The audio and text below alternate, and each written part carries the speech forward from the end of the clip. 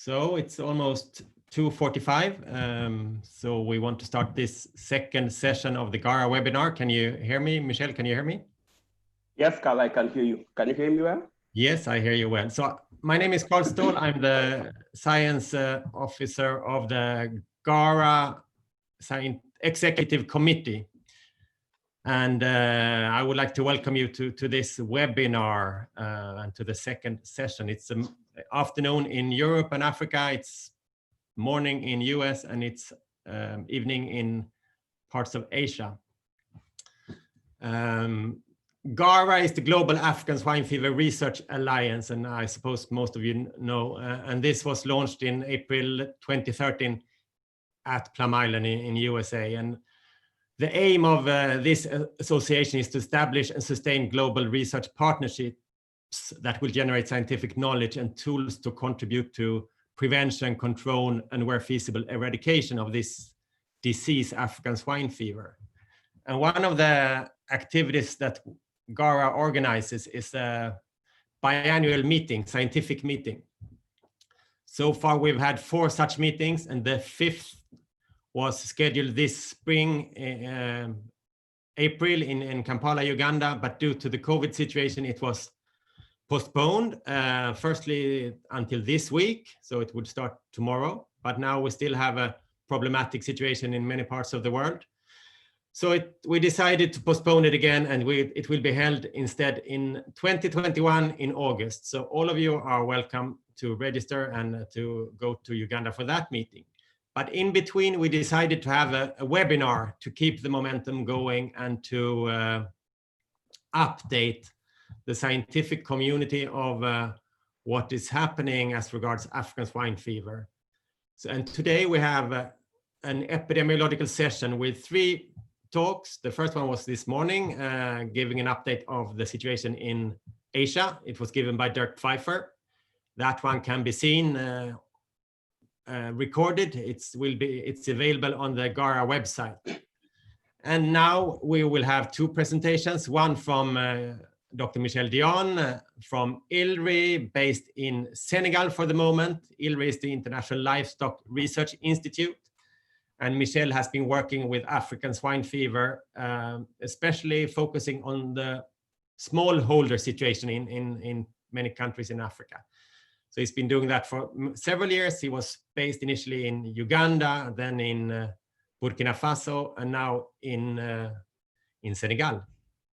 And after this talk, we'll have Arvo Viltorp, whom I will present when it's his time.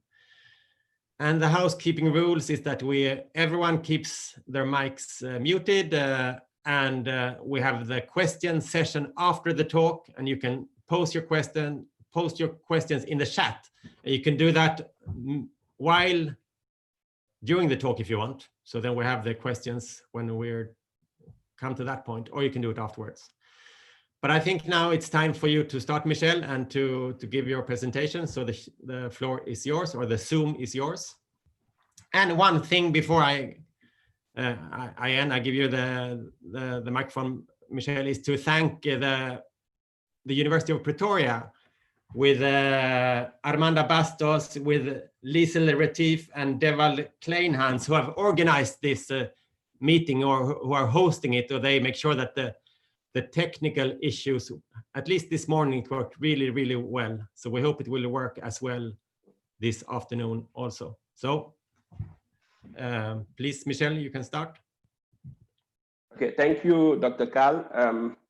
Good morning, good afternoon, good evening, or good night to everyone. I am always happy to share my experience of ASF perspective across a smallholder pig system, especially in East Africa, where I have spent a lot of my time. So this talk will take 15 minutes to 20 minutes, and I will focus on 4 key aspects. I will give an overview of the importance of pig keeping in Africa and the socio-economic impact of ASF. The second component will be about transmission cycles that maintain African swine fever in Africa. and give an overview of distribution of African swine fever outbreaks. Then I will talk about more specifically the pig value chain and relation with African swine fever. That is where I will spend most of my time, because that is the topic which is more relevant to our context. Then I will talk about some options for control of African swine fever in African setting. And then I will share my own lesson learned from intervention we carried out in East Africa on biosecurity, behavioral change in smallholder systems in Uganda. And I will share some of my recommendations for sustainable control of African swine fever. I think all of us, we agree that pigs are very important in Africa. They are important for food security. They are important for prosperity because of income. They are important for health. And also, most importantly, they are important to enhance and support women who mostly are involved in piggery and derive their income from piggery in smallholder systems. According to FAO, pigs and poultry are the fastest growth of livestock in Africa, and the trends are increasing. 30% of households keep pigs in East Africa, and then we estimate about 80% of pig producers are smallholder farmers. So they are typically people who keep small number of pigs, but that small number of pigs are really, really capital and very important for their livelihood. Unfortunately, data on socioeconomics of pigs is very, very scarce and limited in Africa. So we don't have a lot of studies that have addressed the contribution of the pig sector to the economy of Africa, just few of them, and I will highlight some of them in the course of the presentation. So just one example to show you how pig is important at the household level in Kenya and Uganda.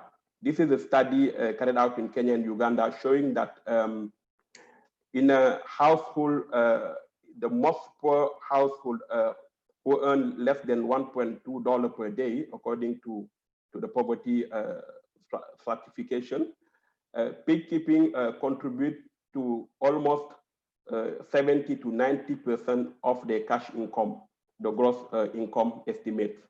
So this is really showing that pig keeping in African countries is really important for poor households, for smallholders. It's extremely important. A couple of papers showing the importance of pig, but looking at the perspective of the impact of African swine fever, how African swine fever could impact the pig system.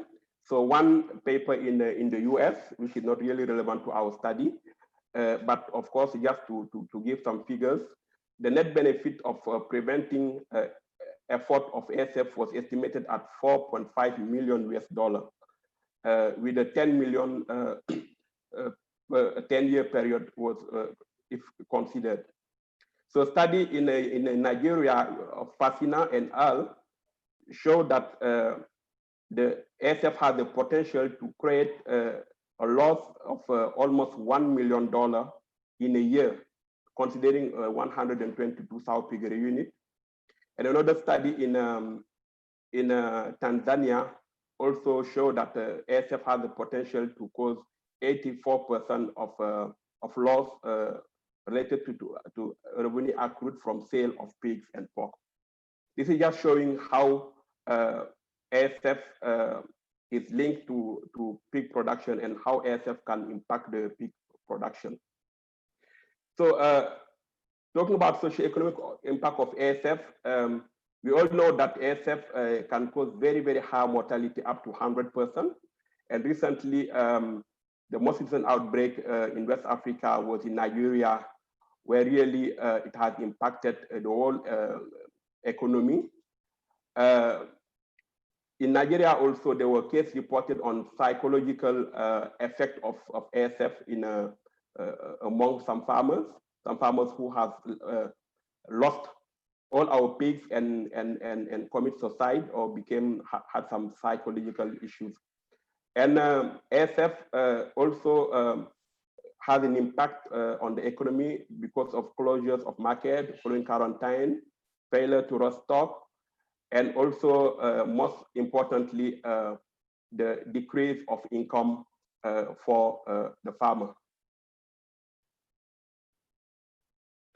So I'll just jump to the cycle of ASF, how they are maintained in Africa. So we have three transmission cycles of ASF in Africa. The first one is the most ancient cycle, maintained most in East and Southern Africa, where the silver-tick cycle is implicated between the common warthog and then the tick. This cycle is described in East and Southeastern Africa.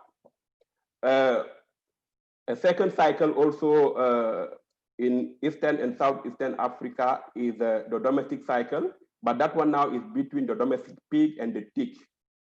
And in the middle, you have the domestic cycle without an arthropod vector. It depends on the circulation of the virus in the pig population. And this cycle is everywhere.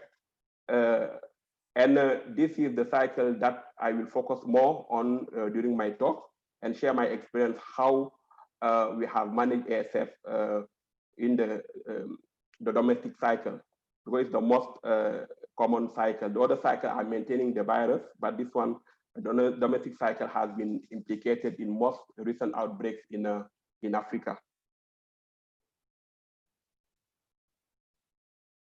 Okay, sorry, I'm going to the next slide. Okay, so I'm showing here the distribution of African swine fever in Africa. I borrowed this slide, this information from the most recent review of Penrith and al. In 2020. In the map, you will see a bit the origin of the first reports of African swine fever in African countries.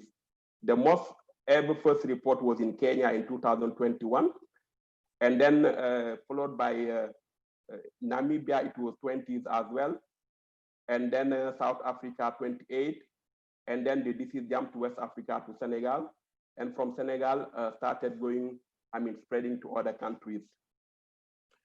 As you see, the silver-tick cycle is mainly in the South Africa and Eastern Africa, while the domestic cycle is in the Central and in the West Africa. So in the box on your right, we have the most recent OIE reports from 2017 to 2020. So Sierra Leone, Namibia, Zimbabwe, Mali, Cote d'Ivoire, Cameroon, Chad, Republic Central of Africa. So of course, this map is not showing all the outbreaks, but it shows how wide is African swine fever distributed in Africa. And almost all countries that have pigs have reported African swine fever in Africa. So as I said before, almost all outbreaks in recent decade and spread in Africa and beyond is due to movement of infected pigs and pork. So the domestic cycle is really playing a crucial role in the spread of African swine fever in Africa. So from there now, I will focus more on how the domestic cycle is related to African swine fever and share my experience, but I will give more examples from East Africa, Uganda, and Kenya, where I have been doing most of my work.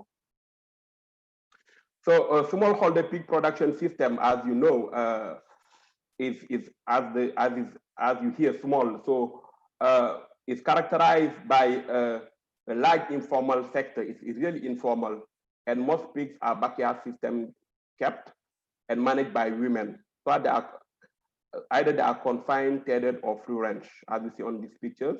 And the productivity is quite low with a lot of issues, a lot of constraints. The trade, the transport is also a big issue, not regulated. And the slaughter slabs are not regulated, and meat inspection and has issues. And we have a lot of typical smallholders and a few of medium and large scale piggeries. Processing is also very limited. Here I describe a pig value chain in Uganda as we described this, as we developed it in 2015. So a value chain is made of a lot of actors, stakeholders who are linked each other. So you are seeing a linear presentation here, but in fact, it's not really linear. There's a lot of connection between them. It's not really linear as it is here. But what I want to show here is that there's a lot of actors, from the input suppliers, the farmers, collectors, transporters, slaughters, processors, wholesalers, retailers, up to the consumers. So each actor has a role to play, a very critical role to play, and they have been also involved in the transmission, the dissemination of the virus during their activities. So you see highlighted in yellow down, these are the stakeholders who support the value chain, the researchers, developers, the government, who are really very important if you want really to control African swine fever and support the pig system. So as I said, a pig value chain has a lot of constraints. We are focusing on African swine fever, but I think if you go to a farmer today in Uganda or in Kenya, smallholder farmers, ASF may not even be his first problem. His first problem may be feeds or something else. That is to show that the smallholder farmers is within a system that has a lot of interconnection with a lot of other systems, and they have a lot of issues that are not only African swine fever, and they need to address all those issues if they want to address African swine fever. So a study in Kenya showed that household clusters vulnerable to ASF are those that practice free range, at least some of the time.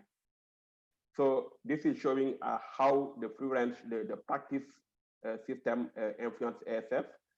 And also the opposite is also true, that least vulnerable households are the household that have least number of pig purchase, minimal soil feeding, and a treatment of parasites.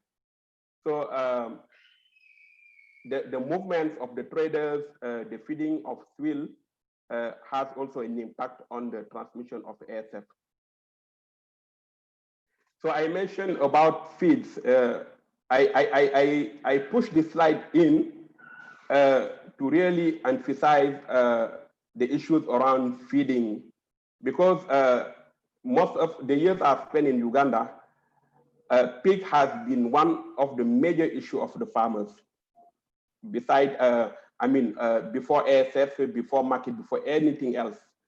Because if you cannot feed your pig, then you let your pig roam, and if you let your pig roam, then your pig will come in contact with other susceptible pigs, and with wildlife, with bush pig, with the warthog and ticks.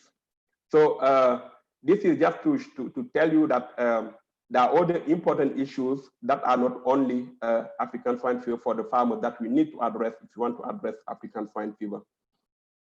So going back to movement of pigs and trade, this is also another study on the left side in Uganda, Cassidy and al., where they have described the social networks, the family network that are very strong exchange among a very close network of families and friends.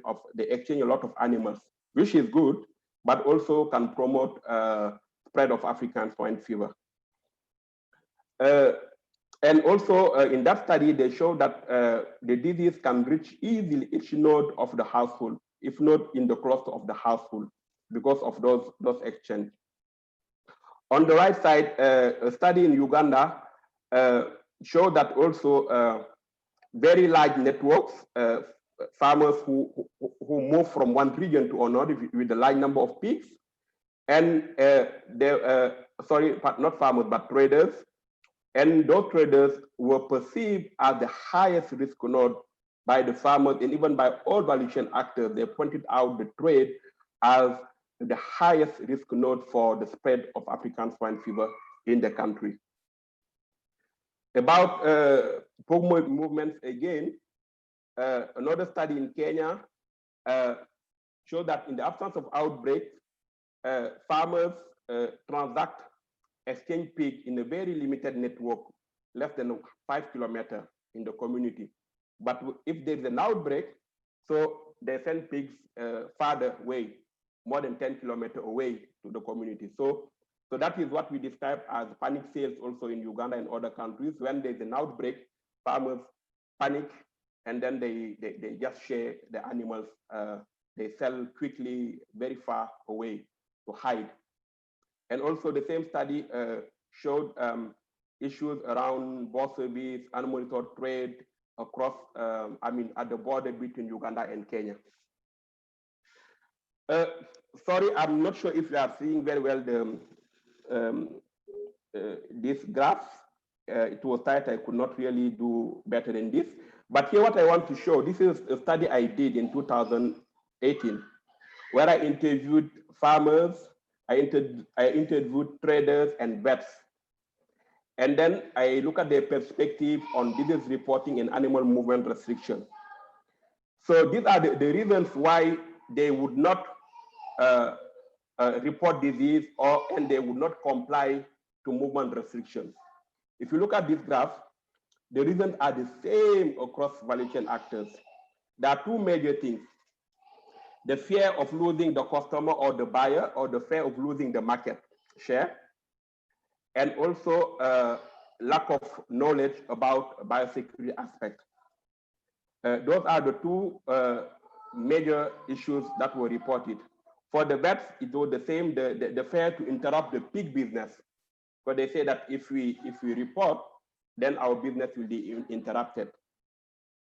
So protection of business source of income and the lack of knowledge about ASF control measure are the key reasons for lack of disease reporting and compliance to movement control, according to pig value chain actors. So from there now, we tried some intervention. Okay, before reaching to the intervention, so let me show you this slide showing the option for control. So obviously, detection surveillance is key. Using rapid diagnostic test and site test is key. But I will focus my option for control around biosecurity, what we can achieve as, in the smallholder setting for now. I leave diagnosis and surveillance to the experts, but I will share what I have done on this aspect on biosecurity. So biosecurity is relevant to the control of the disease, and we all know that in the absence of the vaccine is only biosecurity if it is implemented well. A study by Barongo in 2016 in Uganda showed that if you implement biosecurity within 14 days of the onset of an epidemic, you can save 70% of death due to that epidemic. And another study in Nigeria also showed the effectiveness of biosecurity in the pig system in Africa. So I will share with you an intervention we did on capacity building and training smallholder farmers on biosecurity, and why smallholder farmers could not improve with time. I will share with you the reasons. So we did a randomized control trial with nearly 1,000 farmers for 3 years in Uganda to test a package of biosecurity that was tailored to their context. And then we use knowledge, attitude, and practice as an indicator for change. So we monitor their knowledge, their attitude, and practices over 3 years. So it was very obvious that training improved knowledge of farmers about good biosecurity practices. So when we implemented the training, the first training we did, we evaluated, and it was straightforward that farmers really were interested into training. They improved their knowledge from the baseline. And what was also very interesting was that we showed that we found that farmers who belong to a group, to a farmer group, to an organization, improve their knowledge higher than other farmers who did not belong to a farm organization. So organizational structure was really positive for improved knowledge. However, no significant change in the farmer attitude and practice was seen after 2 years. Although we had some small, a couple of farmers who were improving, adopting some of the practices that are easy to apply. But when we take the average, there was no improvement on practices and even on the attitude of the farmers over here. We also found that there were a lot of socio-cultural factors that interfered with proper implementation of biosecurity, especially the farm visit. They will tell you, okay, for us, there's no way you can tell to your neighbor, don't come, or to a visitor, don't come to my farm. It's not allowed, you can't stop them. Burial of dead pigs, there were a lot of taboos around burial of dead pigs, if an animal is dead or not. So we did another study, Emil Uma and Al in Uganda, where she ran a model looking at integrating biosecurity and the market, because farmers have a lot of issues also on market access. So we try to see how market and biosecurity are linked.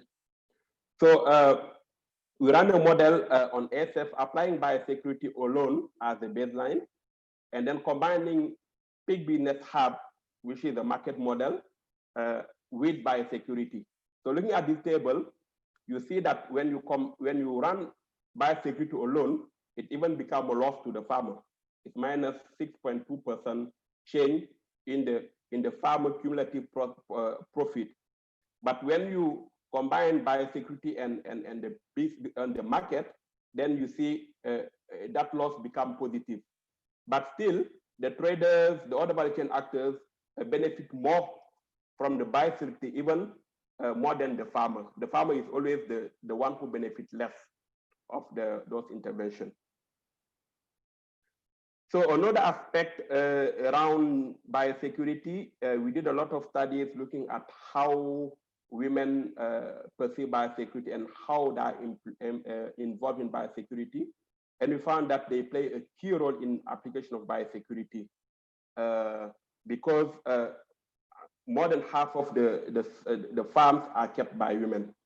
So successful training in biosecurity should consider both wife and husband in the household. So there's no way you can leave women behind when you are applying intervention on biosecurity in smallholder system. So the latest study we did was to try to see some channels for ways for channeling information on biosecurity to smallholder farmers. So we did a NARCT also, a randomized controlled trial with 4 arms, where we use the classical training, group training of farmers, participatory training, and also what we call an IVR, interactive voice recording. It's a ICT model where you use the phone to record the information, and farmers can have access directly through their phone. They can have access to information on biosecurity, on whatever they want. So looking at this graph, you see that when you combine the classical training, which is the face-to-face group training, and then the IVR, the phone, you have a higher gain in knowledge. So when you put the IVR alone, it also has a gain compared to the baseline, to doing nothing. if you put the participatory training, the face-to-face training has the higher gain compared to IBR, but combination of both also has the highest gain. So this is saying basically that you can also reach farmers in other channels that are cheaper than the face-to-face training, and it was really impactful. Yeah. So I will quickly share some lessons learned and some recommendations for sustainable control of African swine fever in smallholder system. The first aspect is incentive for behavioral change.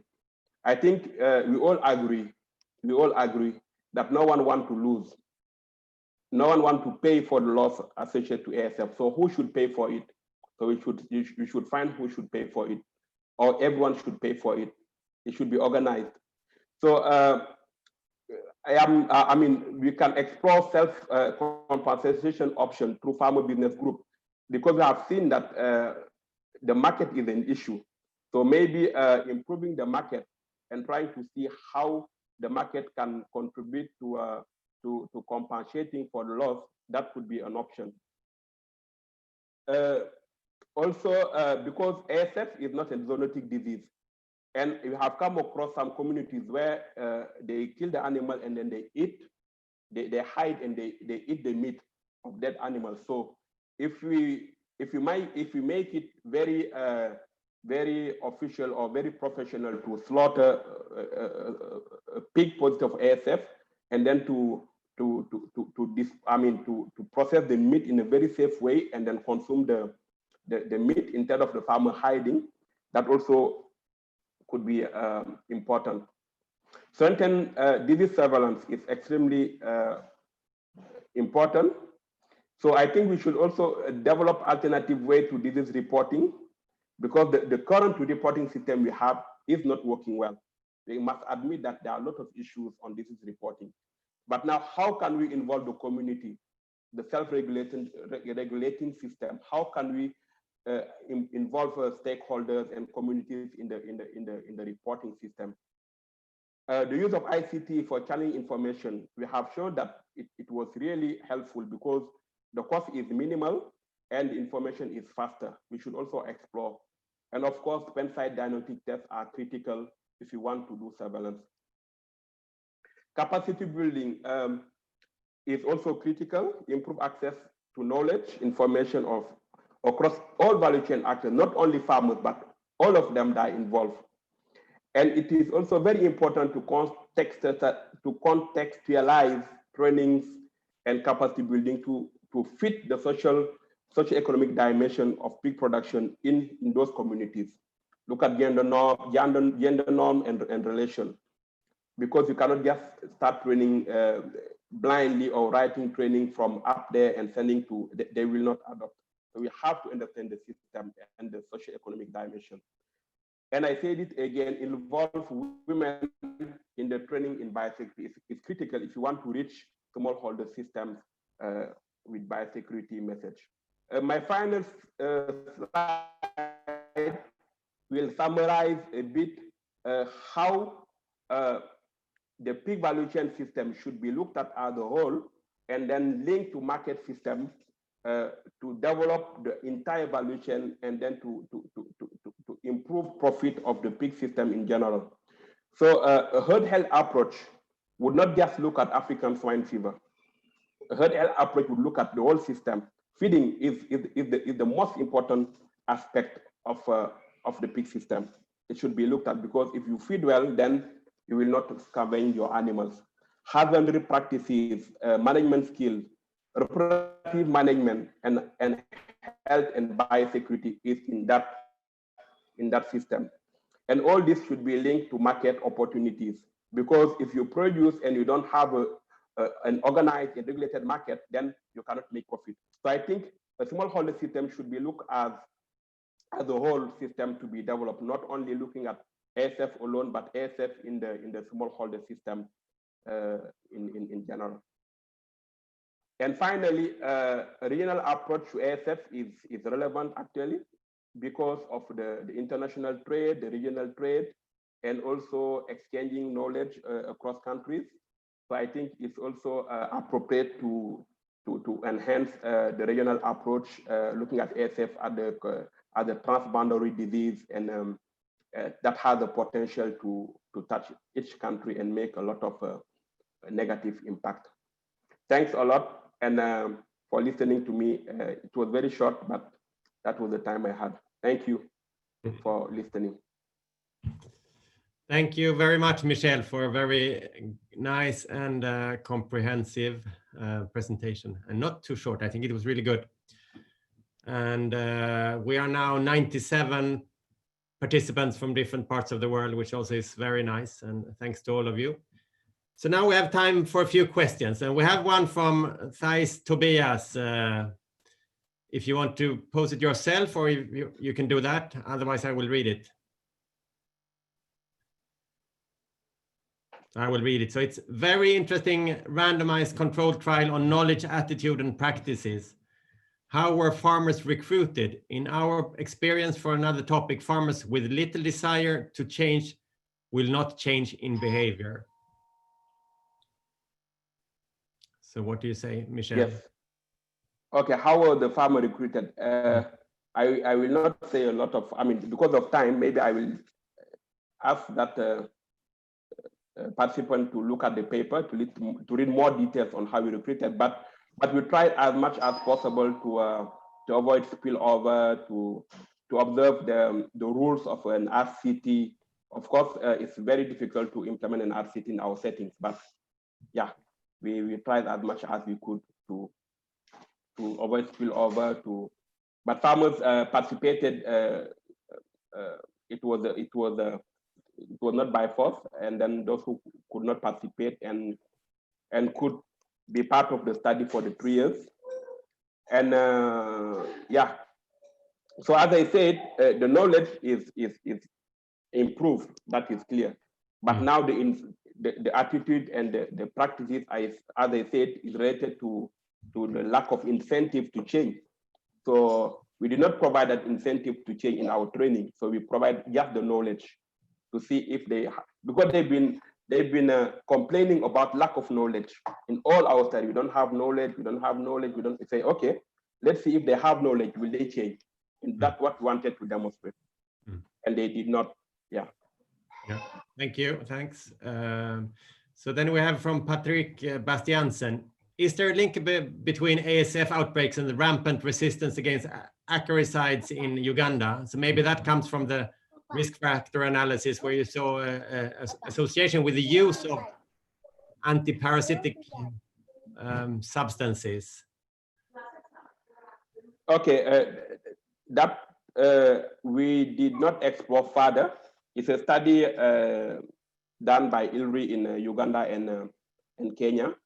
And they found that the treatment was associated, but we did not investigate further to see why and how.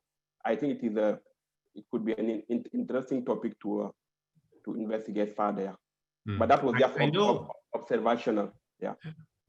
I know in some of the studies that we have conducted in Uganda on African swine fever, where we have investigated the disease, we have given antiparasitic treatments after the visit, and these have been infected farms. So maybe we can cause an association through that practice.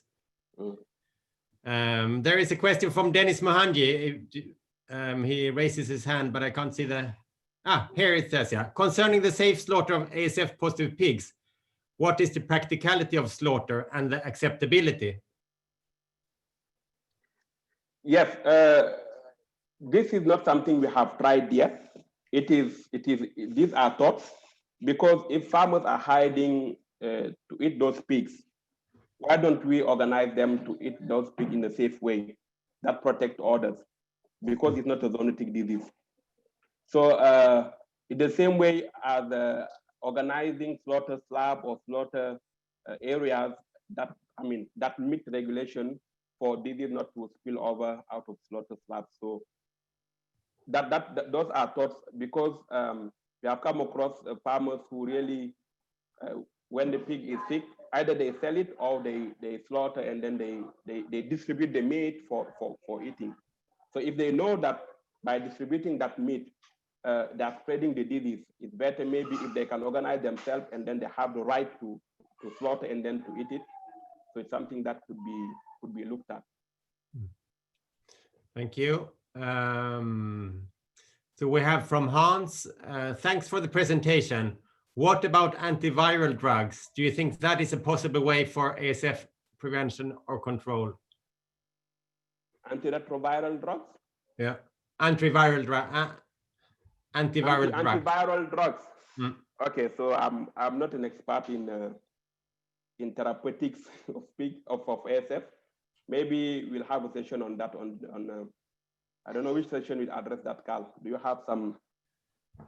I would guess that maybe in some of the presentations, yes, tomorrow you can post that question when we talk about vaccines and therapeutical prevention. Yeah. From Charles Masembe, acaricides are mostly used in cattle keepers and less so among pig keepers.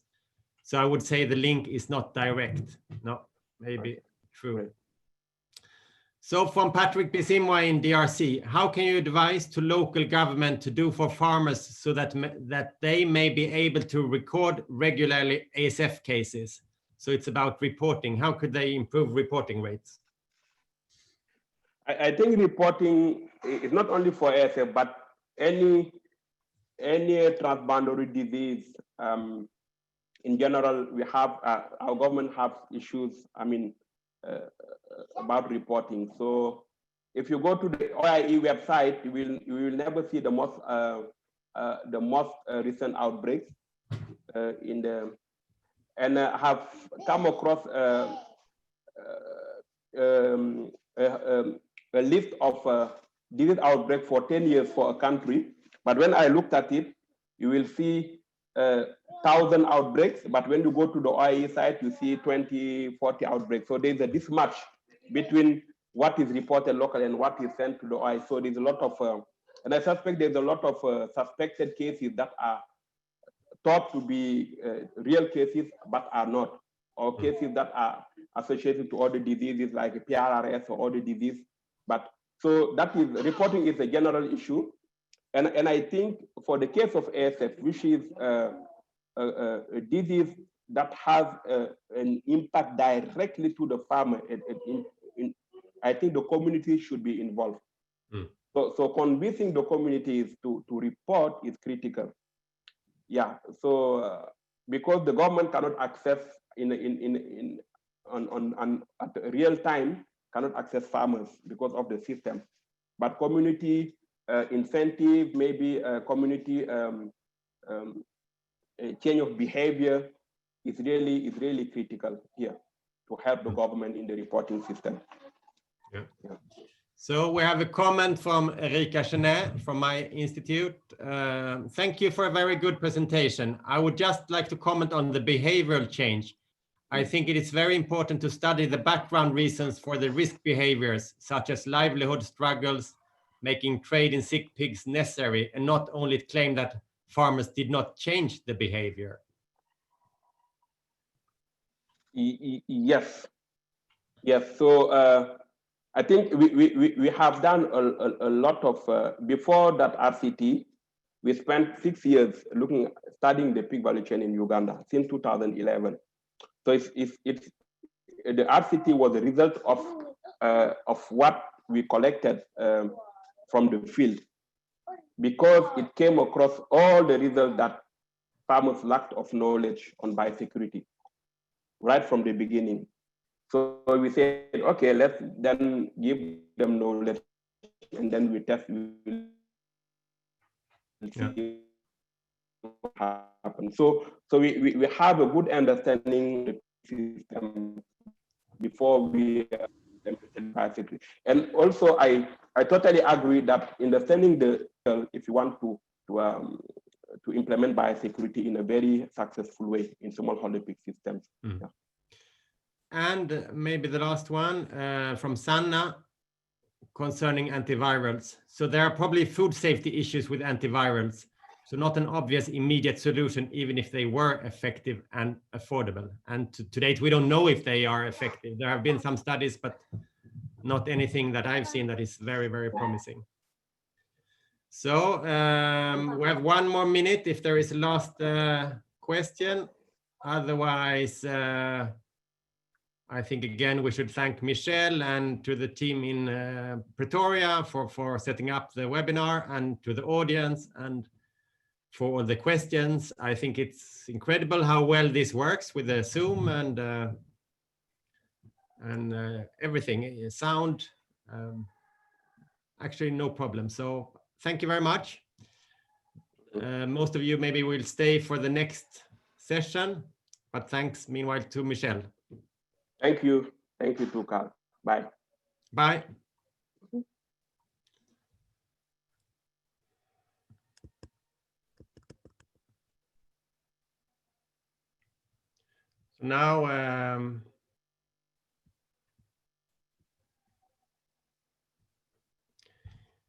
Now, it's the next speaker will be Arvo Viltorp.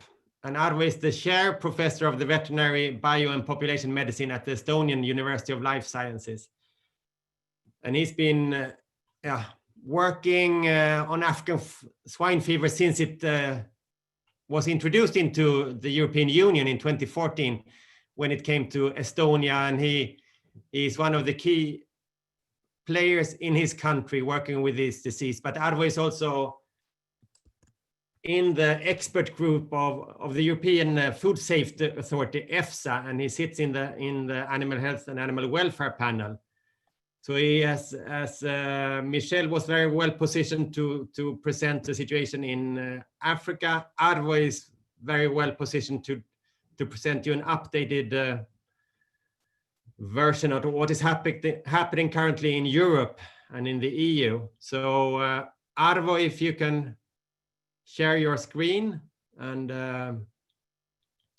put on your camera, then you're welcome. If you're still around. Yes, I'm around. Yes, that's good. Perfect. Thank you for this introduction. And now I'm trying to find my screen.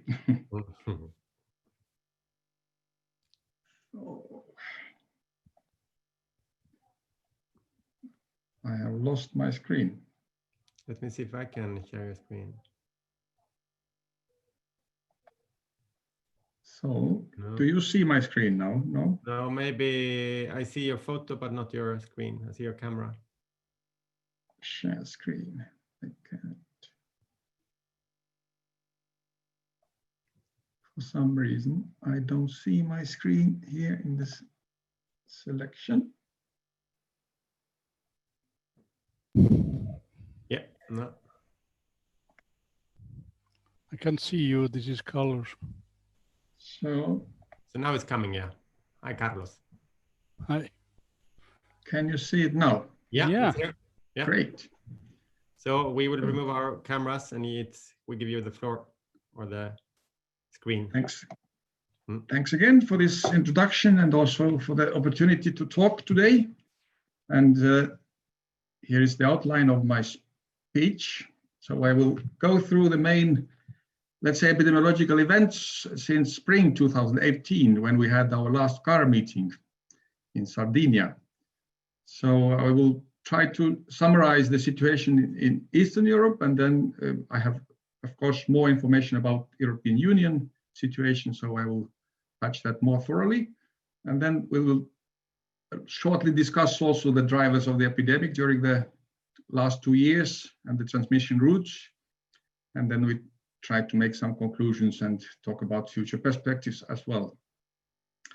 So let's start with the chronologically then with the Eastern Europe. And if we start with the Caucasus, I hope you can see my mouse also then pointing at Georgia and Armenia and Azerbaijan. So you see, of course, from the map what you might already have seen from OIE website, but I have introduced it here. So you can see, of course, that there are no reports of the African your swine. slides are not moving. Sorry? Sorry, Jean-Baptiste speaking. Your slides are not moving. Probably you have to cancel the share and reshare again. Okay, my slides are not moving. I see. Aha, it's paused for some reason. Stop share. Share screen.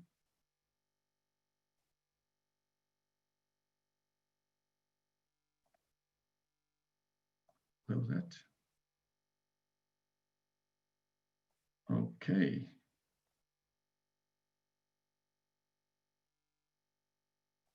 There is some problems with my. Can you see it now? No, No? it was there a few minutes ago, but now it's gone again. Okay. I wonder what happened. Yeah, Can you and see? it comes. Yeah, thanks. Okay, great. Sorry. Well, now do you see my map from OIE website, from WAHIS? So the Caucasus, Georgia, Armenia, Azerbaijan.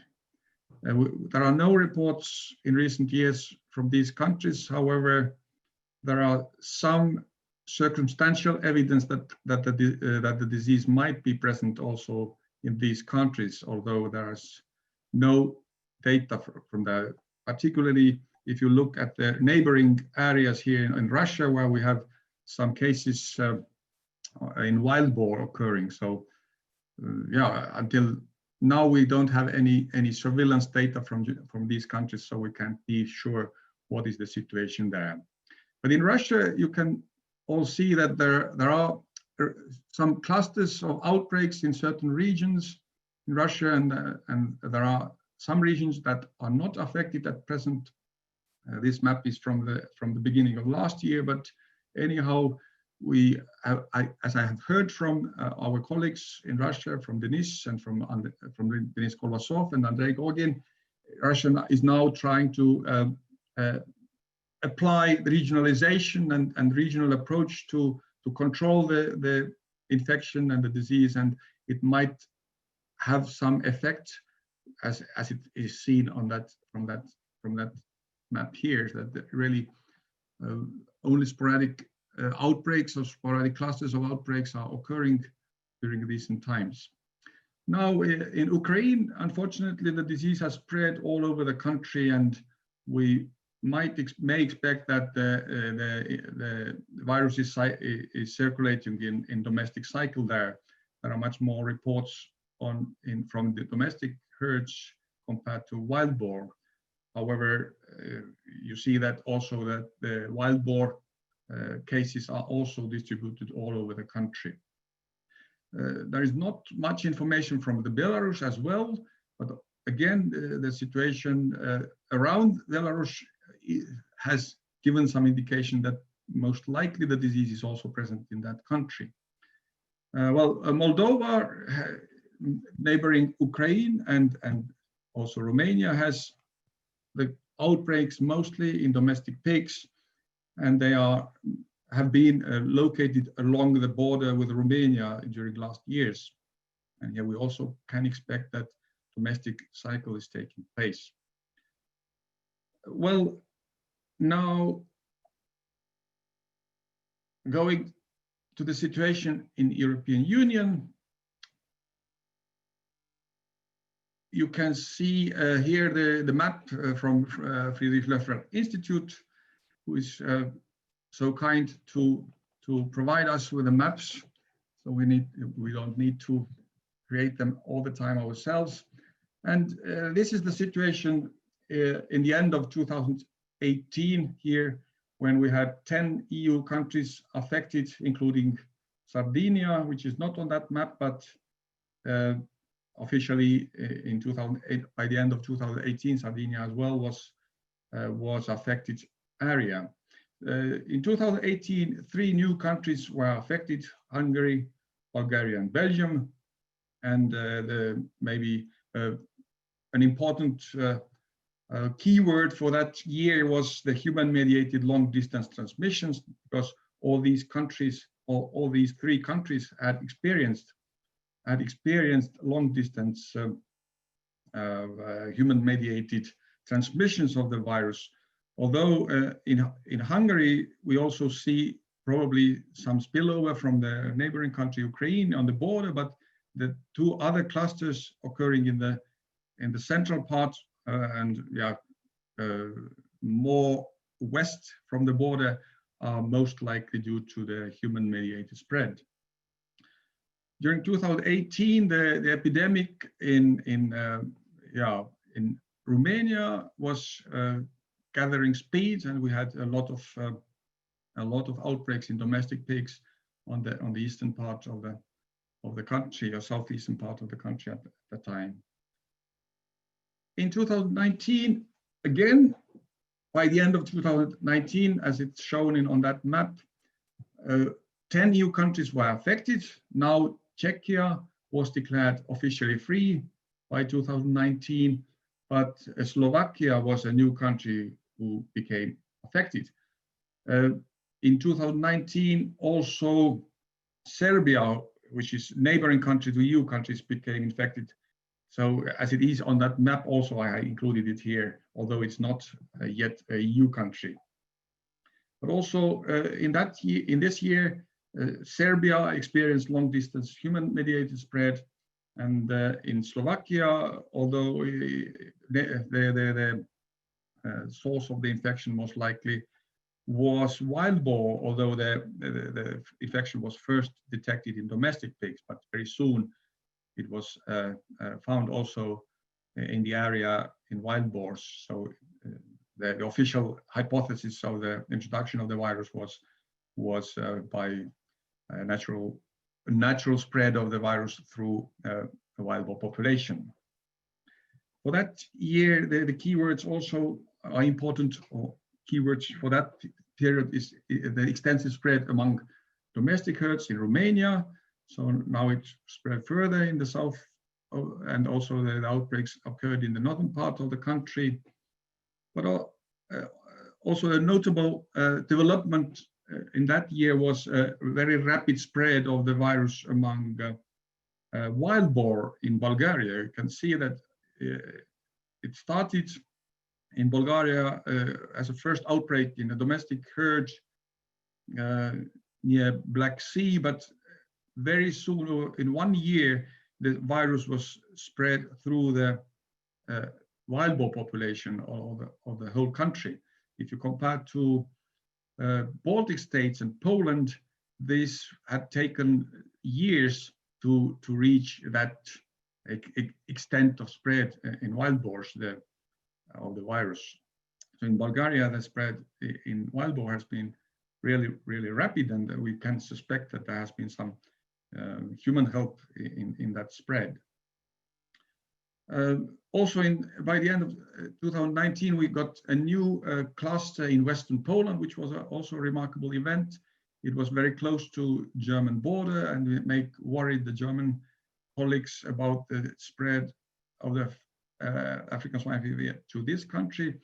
Fortunately, this cluster here started to spread more eastwards. Then it stopped the spread to the westwards and started to spread to the eastwards. And so far, Germany has been safe. And also from the positive side, Belgium and Estonia made a self-declaration of ASF freedom in domestic pigs to OIE, because Belgium never experienced any outbreak in domestic pigs, and Estonia had their last outbreaks in domestic pigs in 2017. So by the end of 2019, Estonia could declare themselves free of African swine fever in domestic pigs. So now the situation by today, we may say, by the end of August 2020, today we have had, this year we had 11 EU countries affected. So the new country was Greece. It was also a long-distance human-mediated spread, what has taken place. Luckily, this outbreak or introduction didn't spread further. It did not establish in Greece. So Greece by today is now again free, because this outbreak was successfully controlled. But we again see extensive spread among domestic herds in Romania, but also somewhat more cases or outbreaks detected in Poland. But now I want to go more deeply into details regionally. So let's first look at the Baltic states and Poland, what has happened here. So I already said that Estonia declared themselves free of domestic, free of ASF in domestic pigs, but also the situation in wild boar has been in very positive development. As the last virus positive or PCR positive wild boar was detected in Estonia in February 2019, and until now we have had only antibody positive findings in wild boar. So all these dots in Estonia are antibody positive wild boars. No virus positives found. In Latvia, the development is somewhat similar. They have virus positive findings only in the western part, in the southwestern corner of the country, now where they also have some outbreaks in domestic pigs still happening, but all the western part is more or less, we can say, free of the virus findings. And all these dots here on the eastern part, sorry, in the eastern part of the country are antibody positive wild boar, no virus findings anymore.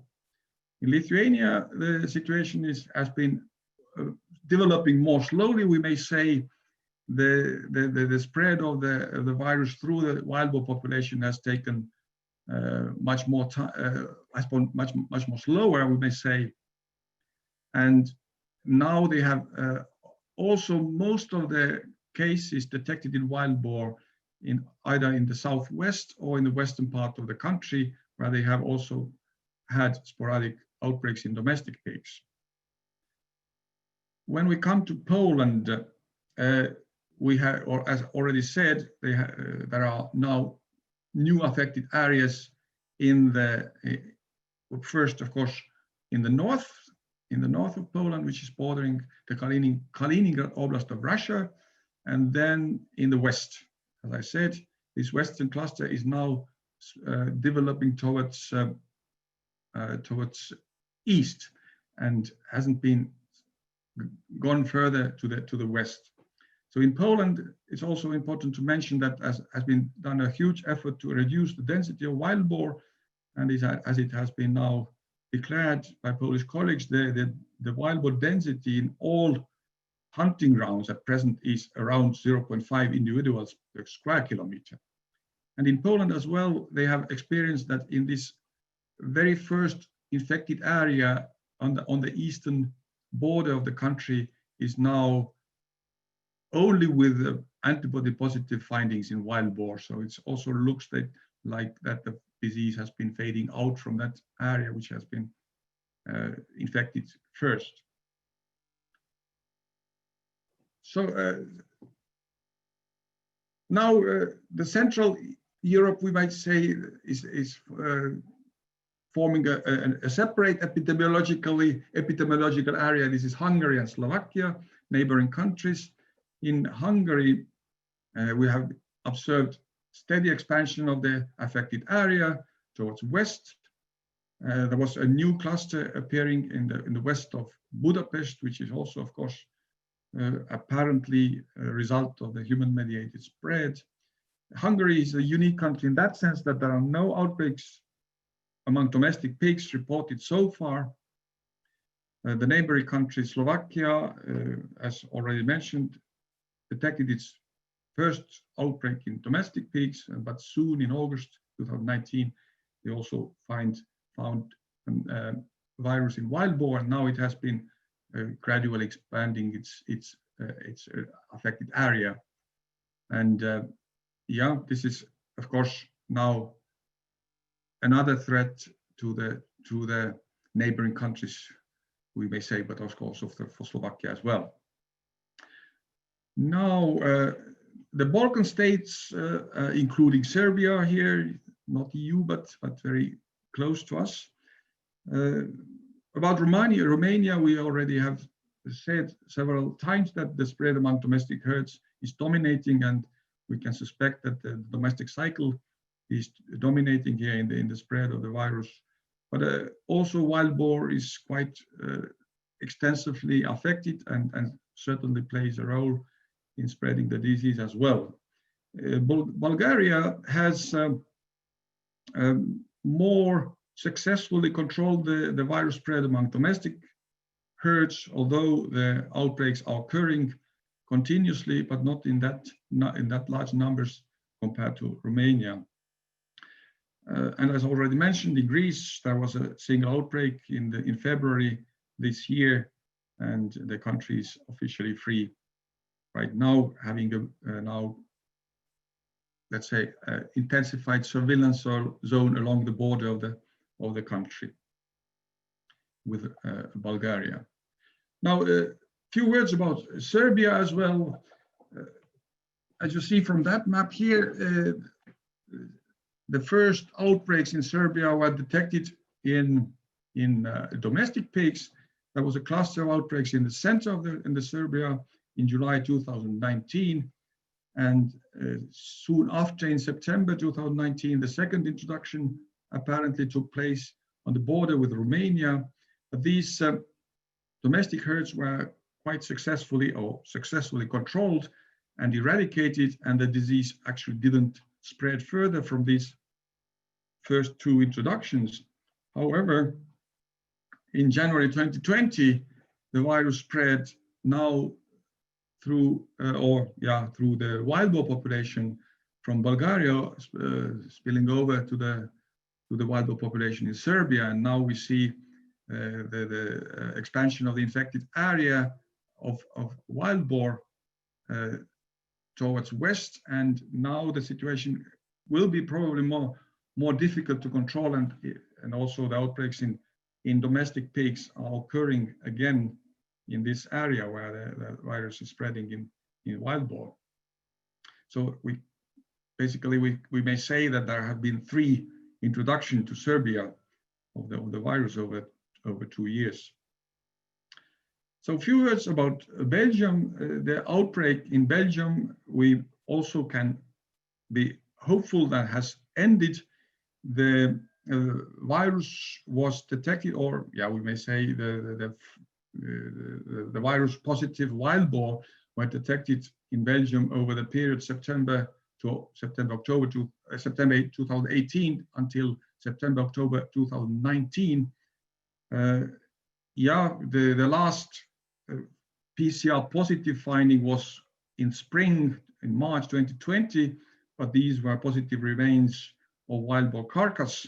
So we still can say that the last fresh, so to say, positive or virus positive wild boar was detected in September last year. So Belgium has conducted successful eradication campaign, applying fencing of the infected area in the south of Belgium, carcass removal, restrictions of human activities, and extensive depopulation campaign, wild boar depopulation campaign in the area, and that has resulted most likely with eradication. The official recognition of the freedom has not been reached yet, but it is most likely happening, hopefully, this year. So now this is a very quick overview of the main events, epidemiological events in European Union. And now a few words about drivers of the spread during the last couple of years. And if you look at the new countries that were, or regions that were affected during these, let's say now almost 3 years, we can see that either it is domestic pigs, and they were most often in domestic pigs in small holdings, which were affected first, or even if it was wild boar, like in Hungary, the long distance human spread has been predominating.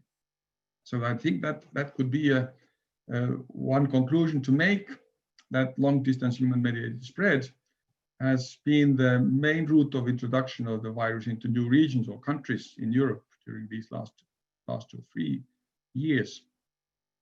The local spread has been probably, or most likely, very much driven by wild boar mediated spread, but that also has, the local spread also has got support from human mediated spread. We can be sure about that both in domestic pigs and in wild boar, the human activities also contribute to the local spread of the virus. And you can see from that illustration here that wild boar is interested in garbage if it's left on roadsides, and that can be a very easy way to infect the populations, wild boar populations.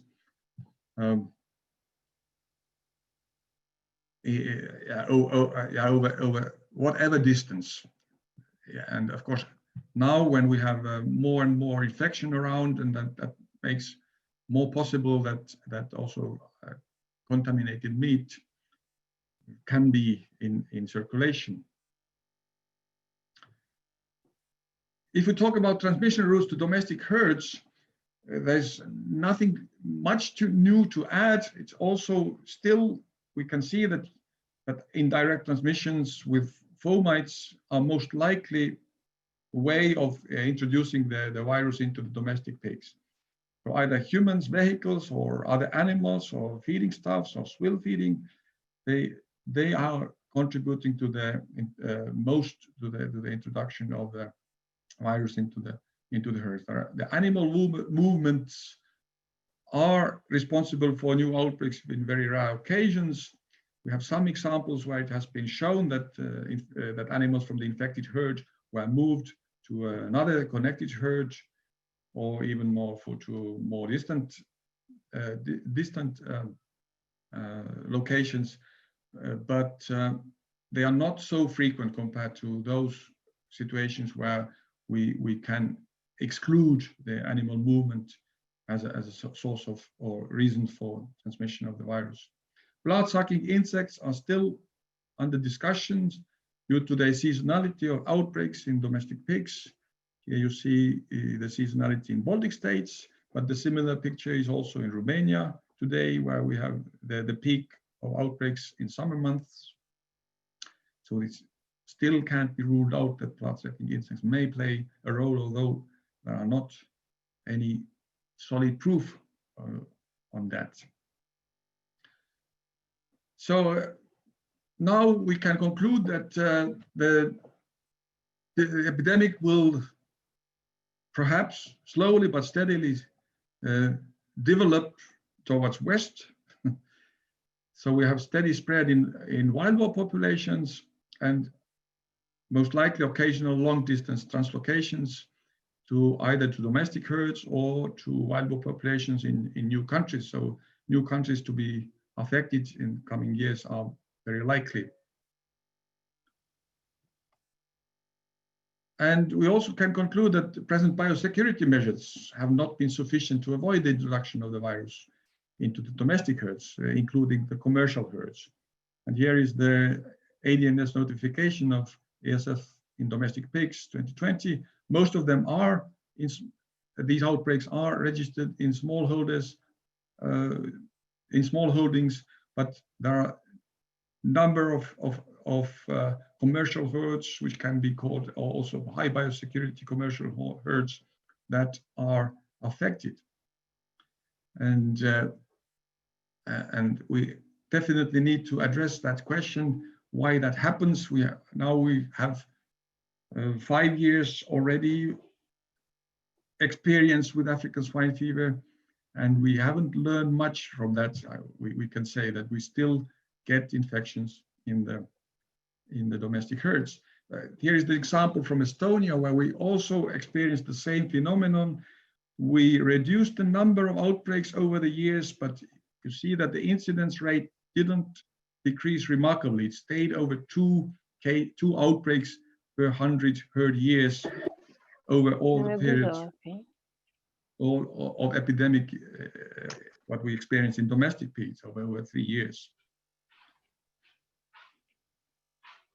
So about control, focal introductions into wild boar populations can be eradicated using fencing as a tool to contain the affected area. Now we have 2 very good examples, Czechia and Belgium, and that probably inspires other countries to use similar measures to control or to eradicate the disease if focal introductions will occur. Fences have been now also introduced as a tool to protect the country borders. And that has been used in France, in Luxembourg, Germany, in Denmark.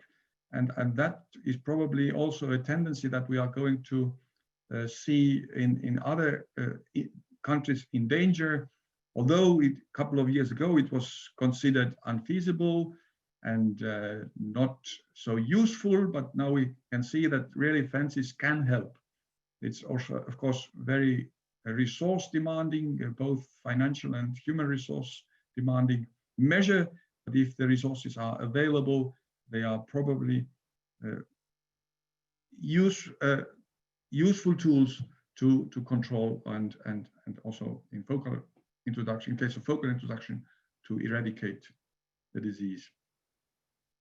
Of course, in combination with all other tools available.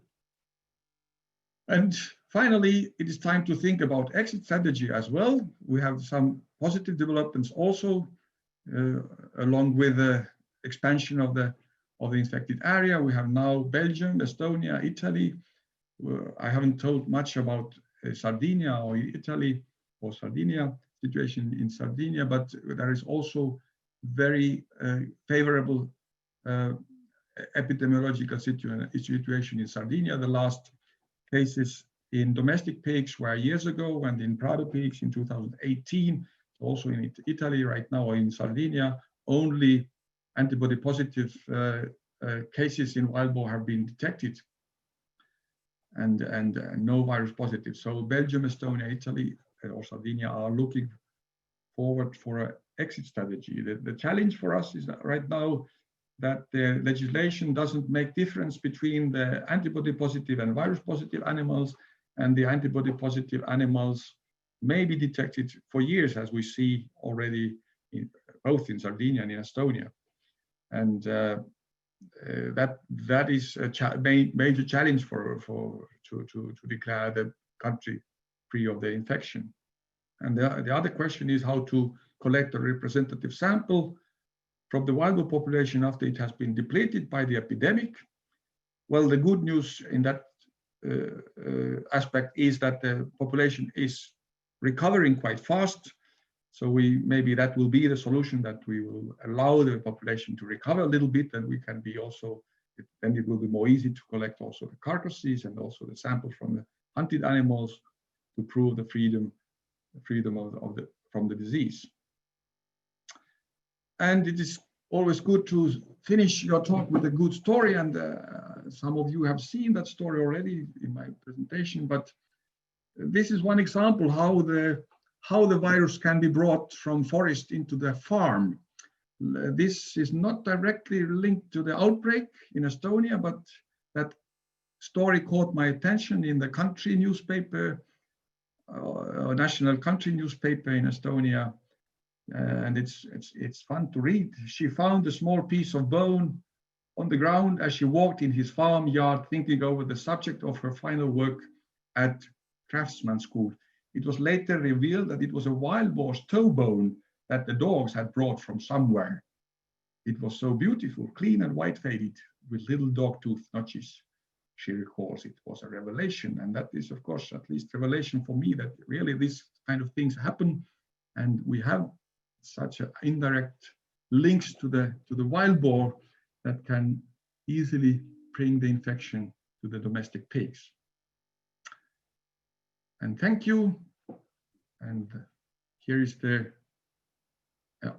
piece of art inspired by the African swine fever from Estonia as well. Thank you very much for a very nice presentation, Arvo, and for these nice final slides. So we have 15 minutes or something for questions, and I have two so far. One from Thomas Dolo, and he asked about the ASF control measures rely on strict sanitary measures. In Europe, apart from the long-distance human-mediated spread, what weaknesses in veterinary and agricultural sectors have contributed in renewed proliferation of ASF outbreaks? Well, yeah, it's very difficult to talk about all countries in EU or in Europe in general, because the countries, although we are as one European Union, but the countries are very different. But I think the main difficulty to control the disease in domestic pigs we face in the countries where we have a very large smallholder sector, like Romania or Bulgaria or even Poland. And in these countries, this control in domestic pigs has appeared to be extremely difficult. So it's very, very likely to get the so-called domestic cycle of the circulation of the virus, and from that cycle to eradicate the virus from that cycle has appeared to be very difficult. Thank you. And then we have from Tom Deinhoff about the antibody positive pigs. So should they be considered to be possible virus carriers, bringing piglets that are virus bombs? Yeah, that has been a long discussion about virus carriers of African swine fever virus, and we have investigated that question in many ways, including looking into the literature. Carl has leading a team conducting a very thorough literature review on that topic, and actually we haven't found any evidence that actually long-term virus carrying is taking place in case of African swine fever. And the transmission to the piglets is also almost impossible. There is only, I think we have found only one report where the virus has been transmitted to the piglets, and then the piglets died. Actually, they didn't become carriers. Mm. The fetal transmission has been proven only in one experiment, and these piglets are not able to survive. So I don't think that antibody carriers could be the virus bombs, actually. Mm. And we don't have any evidence that the seropositive animals are spreading the disease or virus in the areas where we have them. The prevalence of antibody carriers is reducing gradually in all these areas where we don't see virus positive animals anymore. And you mainly see them in adult animals rather than we see them almost, yeah, only in adult animals. Mm-hmm. Thanks. So from Boban Duric, excellent presentation. In this time here in Serbia, we are making a strong effort to stop the spread of ASF. So that's good news. So we wish you good luck in Serbia. From Marco Denardi, can you elaborate on the situation of Georgia and Armenia? Do you think ASF might be circulating despite no reports available? On what basis? Thanks from Marco. Well, yeah, this is my personal opinion, and I also have got some opinions from the neighboring countries that they have experienced some cases occurring right on the border or near to the border of let's say, Caucasian countries. And the other thing is that we don't get much information from these countries regarding the surveillance, what kind of surveillance has been conducted. So there is no proof of freedom as well from these countries. So that makes me think that there's a high possibility that the virus is still present in these countries. Hmm. Good. Any more questions? Otherwise, I will ask you, because I asked Dirk this morning about the situation in Asia, on how the prediction for the future. What do you see? Do you see a long-term presence of ASF in many countries in Europe, or do you think that Estonia and Belgium and Czechia are only outliers that will manage to control the situation?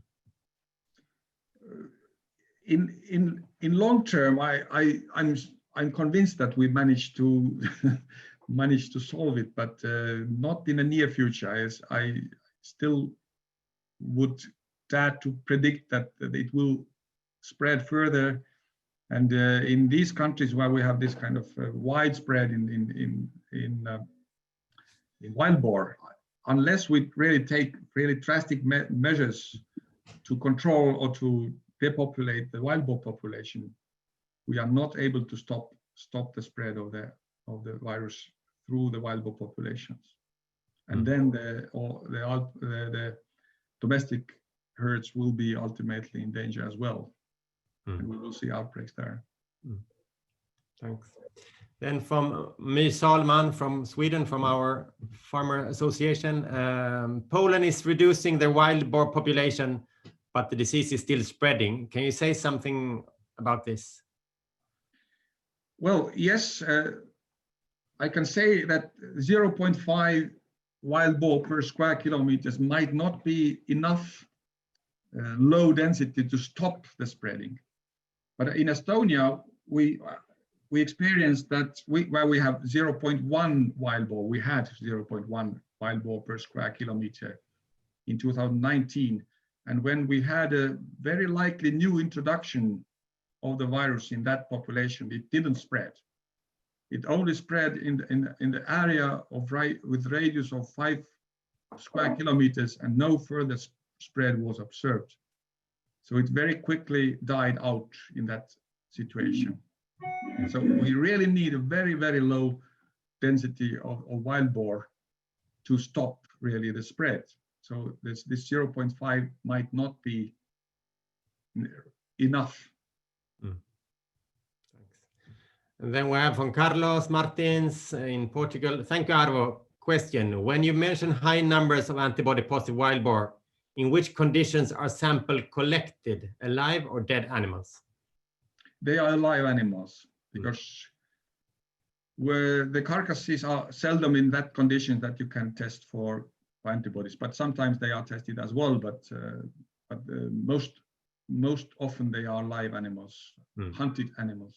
Yeah, and then there is a follow-up from Carlos on the same issue.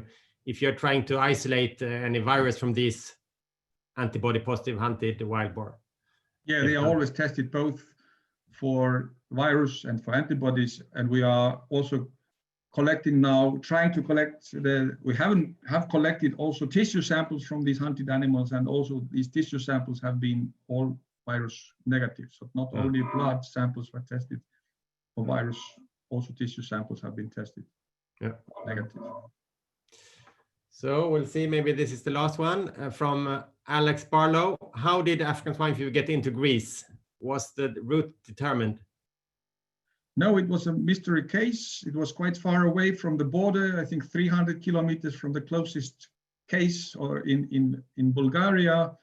It was a small farm, mixed farm with outdoor keeping of pigs. And actually the authorities couldn't establish the true, plausible, even a plausible connection to the outbreaks in Bulgaria. So it was really mystery outbreak, but yeah, we don't know. So if there are no more questions, then the time is almost out. Then we say thank you very much, Arvo, for excellent presentation, and to the participants for attending and for engaging in the discussions and questions. And again to Armanda and her team in Pretoria. And you're all welcome to attend tomorrow when we have 3 or 4 presentations on virology, vaccines, and diagnostics. So thank you very much. And goodbye, and have a nice day, evening, and night, depending on where you are. Bye-bye.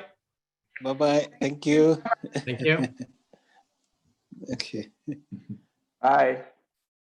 Bye, Michel. Bye, everyone. Bye. Bye.